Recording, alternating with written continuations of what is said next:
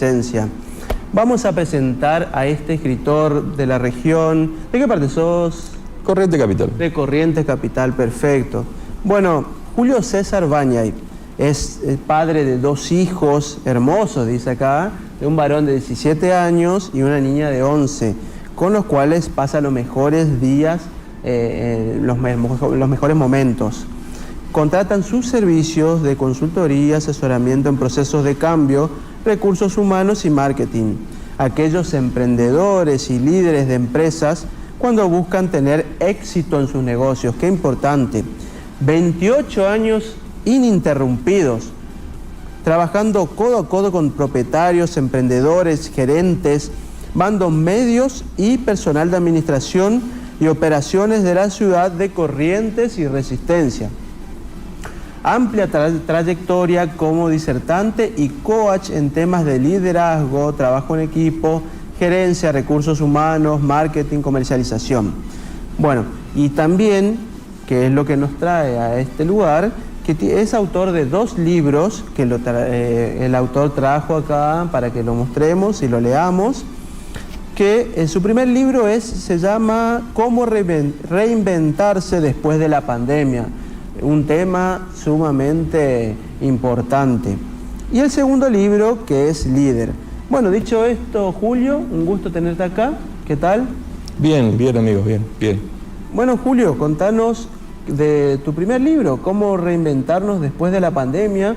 Acá lo tenemos para que lo hagamos un primer plano y nos vayas comentando. Bien, recordemos que la pandemia nos agarró a todos por sorpresa. De la noche a la mañana, todo cambió. Y en ese todo cambió, nos cambió a todos y no sabíamos muy bien qué hacer. Es decir, cómo seguimos. Y en este país fue bastante más extenso y hubieron rubros más afectados que otros. Sí. Donde que durante ese periodo de tiempo de casi un año, no se sabía muy bien si se iba a volver a habilitar la posibilidad de desenvolverse en esos rubros. Y la pregunta del millón era esa justamente. ¿Qué hacemos durante y sobre todo qué hacemos después? Sí. Y yo una de las tantas cosas que notaba en los emprendedores, porque manteníamos contacto por chat y por videoconferencia, era el desánimo. Era la zozobra, era el no ver una salida y la necesidad de seguir cubriendo los costos fijos y no poder trabajar. Entonces, en el libro enfoco de varios ángulos, pero uno enfoco mucho lo que es el sobreponerse a la situación, que es algo que es un continuo, estemos en pandemia o no. Es decir, siempre tenemos que tener una mirada por encima del escenario que estamos viviendo, porque si no estamos inmersos en ese paradigma.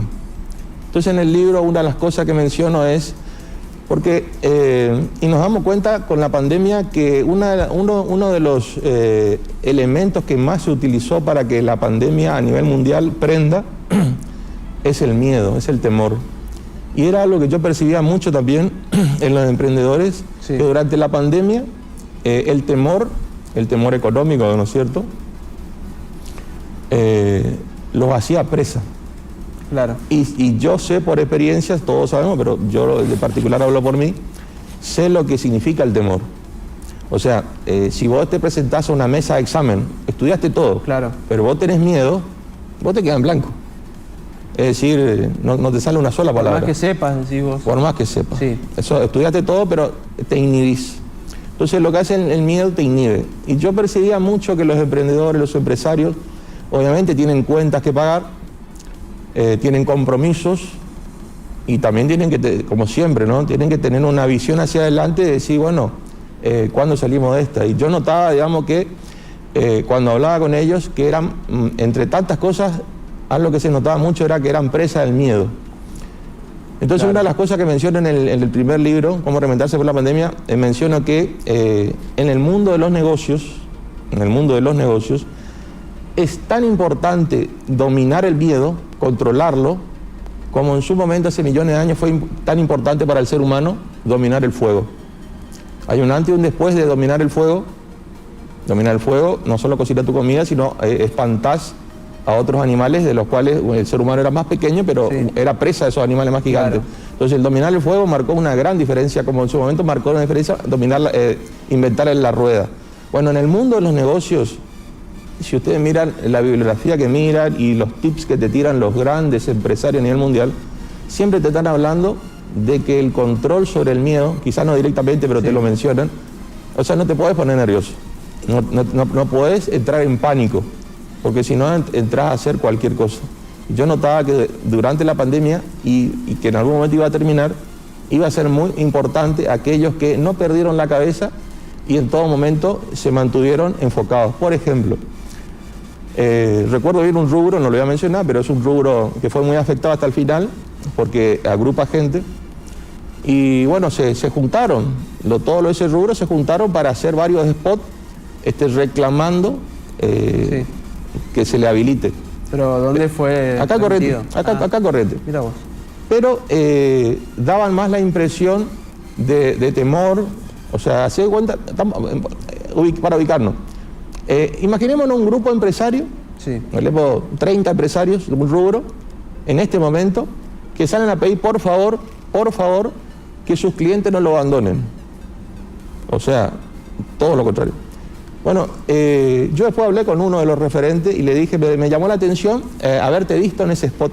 Sí, me dejé llevar, me dice, la verdad que yo quería hacer otra cosa, me dice, ¿viste? Yo quería hacer otra cosa donde yo mostraba, digamos, cómo nos estamos preparando para una vez que se vaya la pandemia, cómo estamos remodelando, reformando. Exactamente, esa es la imagen que tenés que transmitir, de que se está abriendo un impasse y que en algún momento se va a salir y cuando se salga va a encontrar totalmente renovado todo el negocio. Pero no salir a, entre comillas, ¿viste?, dar lástima o vergüenza.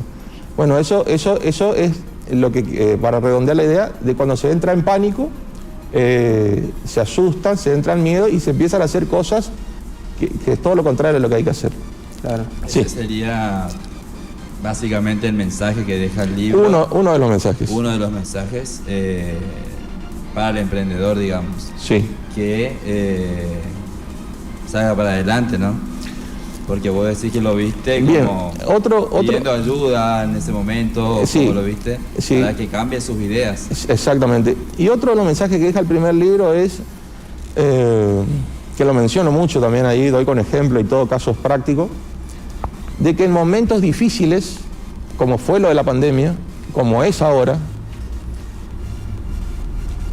el equipo de trabajo, lo menciono claramente con ejemplo y todo, el equipo de trabajo es el que te va a permitir salir de esa situación. Lo menciono ahí, donde y mucho antes de la pandemia, presento casos mucho antes de la pandemia, mucho antes, 15, 20 años en la pandemia, menciono empresas que han estado en una situación de quiebra, como han estado muchas, ¿no? Pero las empresas que han salido a esa situación de quiebra, situación de quiebra significa que no te alcanza la plata para pagarlo a nadie, no solo hay una cesación de pago, sí. Sí, porque no te alcanza el dinero. Claro. No recaudar lo suficiente, no llegar a pagar los sueldos, y al no llegar a pagar los sueldos, por ejemplo, tener al empleado ya, viste, nerviosos. Y a los proveedores te cortan la línea de crédito y la mercadería no te llega. O sea, ¿cómo podés seguir si no? Bueno. Pero aquellas menciona que aquellas empresas que han salido de una situación de quiebra, han salido gracias a que el equipo ha dicho, no queremos hora extra, no queremos ningún tipo de beneficio, nosotros vamos a trabajar y vamos a sacar a la empresa adelante. Como equipo. Como equipo, trabajar en equipo, digamos. Trabajar juntos, sin otro tipo de... Bien, y lo menciono en el libro, porque, y lo digo claramente en el primer libro, digo, siempre tenemos la idea, digamos, de a quién le vamos a ser fiel. No nos alcanza para ser fiel para los tres. Los tres son el proveedor, estamos hablando del banco, y el que nos da la mercadería, al que le compramos mercadería, al banco que nos financia, es un proveedor. El cliente, que es el que sostiene todo el negocio, la segunda arista, digamos, o le vamos a ser fiel al empleado. O sea, ¿a quién le vamos a ser fiel? Lo que ocurre en la realidad es que le somos más fiel, en principio, al banco y al proveedor. Claro, pero viste que en la situación de quiebra el que tiene el privilegio es el trabajador. Bien, por Después eso se pagan los demás. Por eso, en tiempos normales, donde que nos va bien como empresa, y eso la reflexión que dejo en el libro, es que en principio somos fieles al proveedor. Sí. En segundo lugar al cliente, porque viste, con el cliente todo bien, pero cuando hay que devolver algo, hay un reclamo, viste, hasta ahí nomás, viste. Nos tiramos para atrás. Y el empleado siempre es el último orejón del terno, claro, en tiempos normales. Pero en tiempos no normales, en tiempos complicados como es la pandemia, por ejemplo, o como es hoy día, la situación económica, política y social, entramos a darnos cuenta de que había sido... ¿Por qué? ¿Por qué menciono lo del equipo también en este momento que estamos viviendo? Y que ahí entra también la razón de por qué el segundo libro, del líder. Al empresario le cuesta pagar el sueldo, ¿viste? Ponele 70.000 pesos. Dice, vos sabés lo que yo tengo que facturar para pagar sueldo de 70.000 pesos, tengo 30 empleados, o sea, multiplicar por 30. Pero aparte tengo las cargas sociales y todos los compromisos que se me significa, calcular más o menos un 100% más. A mí me cuesta mucho, dice el empresario, ¿viste? Pero como está la devaluación, la inflación, al empleado cada vez le sirve menos. Claro. O sea, a mí me cuesta cada vez más y al empleado le sirve cada vez menos. Si la plata es la única razón por la cual nuestra relación va a funcionar, bueno, nuestra relación cada vez va a funcionar menos, ¿no es cierto? Sí, así es. Bueno, por eso en el primer libro y en el segundo lo aborda el tema del liderazgo, es que si la relación, la ascendencia, la autoridad moral de quien conduce el equipo es fuerte, claro, o sea, se ha ganado el privilegio, el derecho de ser respetado, no por ser el dueño, sino por ser una persona que ha llegado al equipo, esa empresa, con ese estilo de conducción, tiene muchas más herramientas porque cuenta con el apoyo del equipo. Sin el apoyo del equipo y con una situación económica en contra, y la verdad que me cuesta encontrar, digamos, en qué te podés apalancar. Sí, además hay que reinventarse. Qué bueno que trajiste a colación tu segundo libro, que es muy interesante para los emprendedores, que se llama Líder. Con ese nombre, mírenlo lo que es, la verdad que muestra justamente el liderazgo que habla sobre la persona, sobre el conductor, sobre un equipo que tienen que trabajar en conjunto para poder salir adelante, porque bien decís que uno solo no puede. Ni el líder puede sin el equipo, ni el equipo, sus trabajadores no pueden sin el líder. Obviamente, a veces hay que dejar de lado muchas cosas, muchos intereses particulares por el general, que yo creo que eso es lo que vos querés reflejar en este libro, puede ser... Me gusta ese juego de palabras que hiciste, sí, que el líder sin un equipo no puede y el equipo sin un líder, me encantó. Claro. En el segundo libro lo menciono, en el primero lo menciono, en el segundo lo aclaro mucho más. De las empresas que conozco, que han llegado a tener un tamaño importante, o sea, han logrado desarrollarse me refiero que no solo han crecido en volumen, sino han tenido la posibilidad de abrir sucursales. Sí. ¿Por qué hablo de sucursales?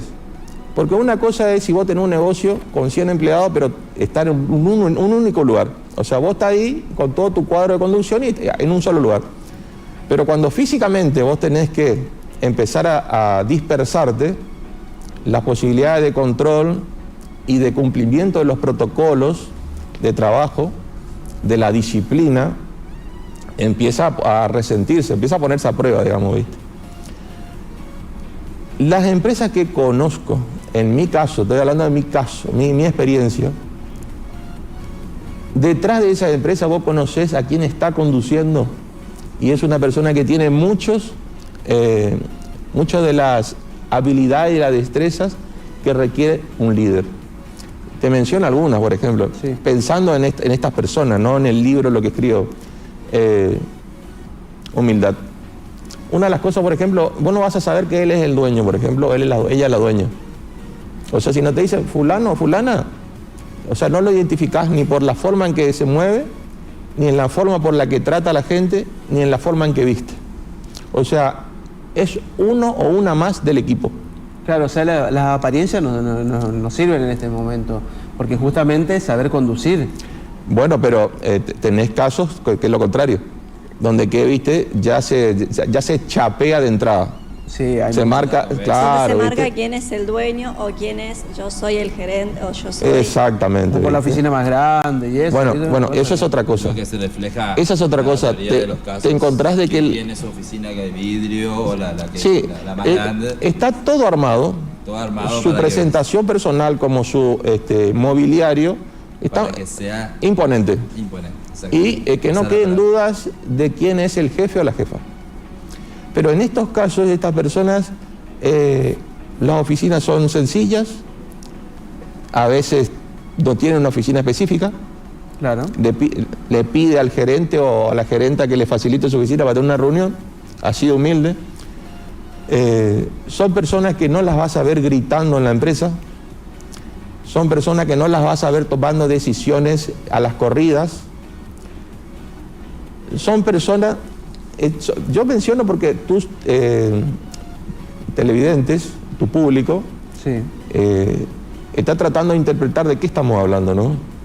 Bueno, estamos hablando de personas que valoran mucho la empatía y valoran mucho, cuando hablamos de liderazgo hablamos específicamente de eso, hablamos de vocación de servicio. Qué importante. Claro, un líder, si no tiene vocación de servicio, no es líder. Será un jefe, será un gerente. Será dueño de algo, digamos. Será un administrador de algo, ¿viste? Pero cuando hablamos de personas no podemos hablar de una administración. Estamos hablando de una conducción. Estamos hablando de guiar sin imponer.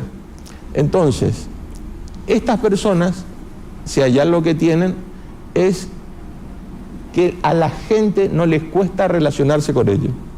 Ellos, ¿viste? No pone como una barrera ahí. Las personas lo ven como si están hablando con un compañero o una compañera más. Pero ese es un esfuerzo que hace esa persona. Claro. O sea, esa persona que, imagínate, una persona que está tratando con proveedores de millones de pesos. Se va al banco y tiene una cuenta de millones de pesos. Le traen para hacer negocio y está hablando de millones de pesos. Y de repente tiene que juntarse con alguna persona, algún empleado, algún integrante del equipo, viste, que va a decir, y sí, le da la misma altura que si estoy hablando con el gerente del banco. Y esa persona lo percibe. Esa persona percibe en el trato. Qué importante y qué importante la frase, ¿no? Del líder. Dice, los mejores consejos y herramientas para todo aquel que desee ser un líder verdadero. Tiene muchas frases muy profunda. ¿Querés leer alguna, Danisa? ¿Alguna que te llamó la atención en el corte? Me llamó dos la atención acá que están en la contratapa y muchas que están en el interior. Realmente un libro muy recomendado. Delegar significa ayudar a las personas de tu equipo a tener la capacidad para comprender lo que se le está pidiendo. Porque claro, qué importante eso de transmitir bien el mensaje y como decía él, claro, ponerse con esa empatía. Para tu público que está viendo, desagreguemos eso que te dijiste vos, esa frase. Le pedimos a las personas, llévame esta copa, ¿viste? Llévala. Bueno, cuando nosotros pedimos algo a alguien, tenemos que lograr que la persona no solo haga, sino también interprete el por qué tiene que hacerlo, e interprete qué pasaría si no lo hace. Venimos de un modelo de conducción donde el que está arriba es el que piensa y todo lo demás son esclavos. No lo digo a modo peyorativo, sino digo, yo doy una orden, tiene que hacerse así. Claro. Sin dar la opinión o sin comprender por qué lo está haciendo. Comprender la persona de por qué agarra la copa, ¿no? Claro, exactamente. Entonces no le da la posibilidad a esa persona que comprenda la razón de por qué lo tiene que hacer. Solo tenés que hacerlo porque yo lo dije. Sí, exactamente. Ahora, cuando nosotros buscamos, porque, a ver, lo más valioso que puede tener una empresa, lo vemos a nivel mundial, por eso siempre lo menciono, que si lo miramos a nivel mundial, lo más valioso que puede tener una empresa son las ideas. Es decir, ¿cómo podemos mejorar lo que estamos haciendo? ¿Cómo podemos hacerlo mejor? Si tenemos un modelo de conducción donde el que está arriba es el único que piensa y tenemos 30 personas en el equipo, estamos desaprovechando las otras 29 o 30. Tal cual. Pero si nosotros logramos que las personas no nos tengan miedo, que las personas no vean una barrera para comunicarse con nosotros, y a la vez nosotros logramos que entiendan las razones por las cuales hacen las cosas, nosotros podemos, lo menciono en este segundo libro de liderazgo, podemos hacer algo que también, aunque les parezca muy llamativo, el empresariado, al menos de la zona, no lo tiene como costumbre, que es hacer reuniones semanales, quincenales o mensuales. Yo lo menciono en el libro, muchos te dicen, ¿son necesarias? Julio, ¿vos crees que van a servir para algo? Y yo le digo, pero escuchame, a ver, ¿cómo pueden venir a trabajar durante 30 días las personas y por lo menos no tener una devolución, una reunión de fin de mes, donde que le digamos... Organización. Mira, vendimos tanto. Y el todos colaboren en la empresa. Digamos. Claro, por ejemplo, que todos den su opinión. Cambiar el paradigma. Primero y principal, antes que comience el mes, nosotros tenemos que saber cuánto esperamos vender el objetivo. Sí. Y también un plan de cómo vamos a hacer para vender eso. Plan publicitario, plan de organización, de horarios, de telemarketing, de comercialización, de equipos de venta, de promociones. Claro. Bueno, no hay nada planificado. Tampoco nos hacen reuniones. Bueno, entonces digamos, ¿cómo funciona la empresa? Claro. Ahora. El empleado va, trabaja y ¿qué hace? Y se cae en la rutina. Se cae en la rutina y vos sabés que la rutina cada vez es menos valiosa, menos productiva. Bueno, en definitiva, para conducir un equipo, una de las tantas cosas que tenés que tener también es la capacidad para hacer ese tipo de reuniones, para escuchar las contrapropuestas y las opiniones y para darle el aval al equipo para que el próximo mes se corrijan aquellas facetas o cosas que no funcionaron en la primera etapa. Si no, el líder está solo. Perfecto, Julio. Sí, nos está quedando poco tiempo, sí, no. Pero resumidamente vamos a decirle a la gente en dónde pueden encontrar tus libros, por favor. Sí, te puedo dejar un número de teléfono. Decirlo al aire, por favor. El 3795-027-696. Sí. Perfecto. Se comunican a ese número y lo adquieren. Sí, sí. Bueno, Julio, un gusto haberte tenido, muy interesante este tema y sinceramente creo que esto viene a llenarnos, digamos, la cabeza de forma positiva para que pongamos en mente nuestro espíritu emprendedor que muchas veces nosotros mismos nos tiramos para atrás. Bueno,